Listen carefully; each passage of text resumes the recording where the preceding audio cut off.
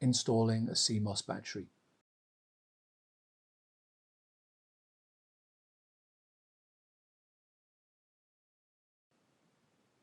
Locate the battery socket on the system board assembly. Orient the CMOS battery so that the positive side is facing toward the center of the server. Holding the CMOS battery at an angle, insert it into the battery socket. If necessary, install PCIe Riser 2.